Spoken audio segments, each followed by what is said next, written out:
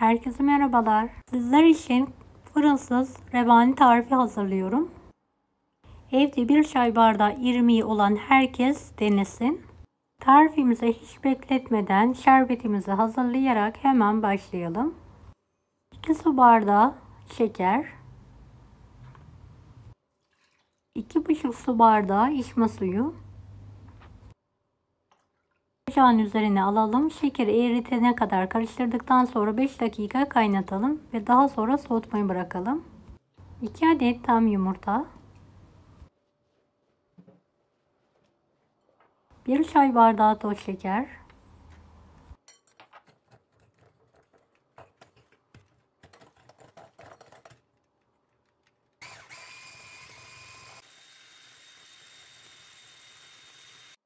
1 çay bardağı sıvı yağ, 1 çay bardağı yoğurt, 1 su bardağı un, 1 paket vanilya, 1 paket kabartma tozu, 1 çay bardağı irmik. Tüm malzemeyi karıştıralım.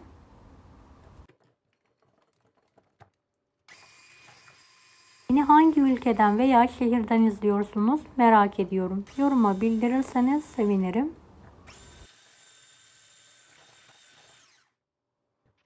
Evet, kıvamı hafif akışkan olacak. Tavamızı bir fırça yardımıyla her tarafını yağlayalım. Hazırladığımız harcı dökelim.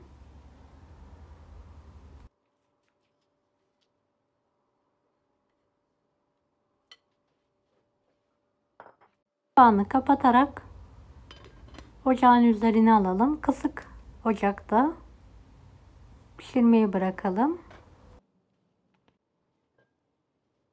Evet, bir spatula yardımıyla kenarlarından kaldıralım.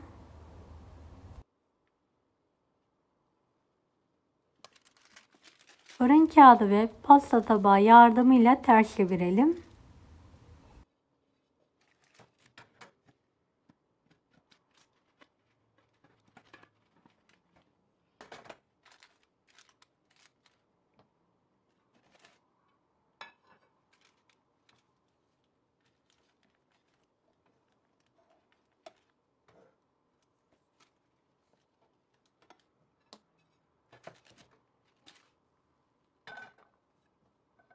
Tekrardan tavaya alarak diğer tarafı da kapağı kapalı bir şekilde pişirelim.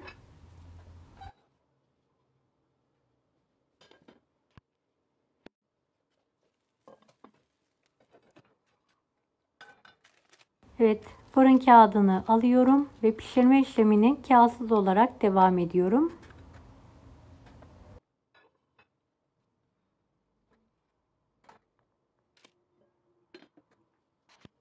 Ocağın üzerinde böyle döndüre döndüre pişirelim. Diğer tarafta nar gibi kızardıktan sonra ocağın altını kapatalım.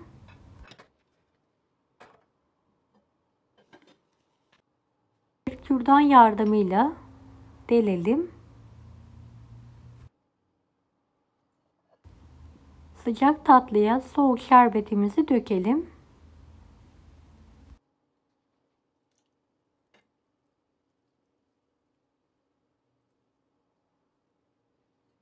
En az 30 dakika şerbetinin çekmesi için bekletelim. Kare halinde dilimlere kesiyorum. Daha farklı dilimlere de ayırabilirsiniz.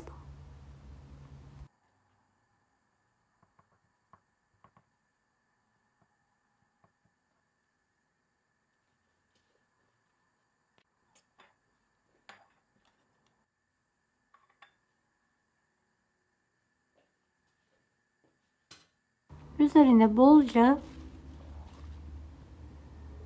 kavrulmuş fındık serpiyorum.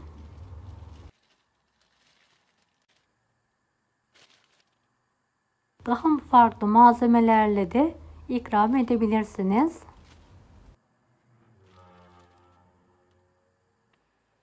Evet, gördüğünüz gibi yumuşacık, harika bir revani oldu. fırınla yapılan tatlılardan çok daha lezzetli. Mutlaka bu tarifimi deneyin.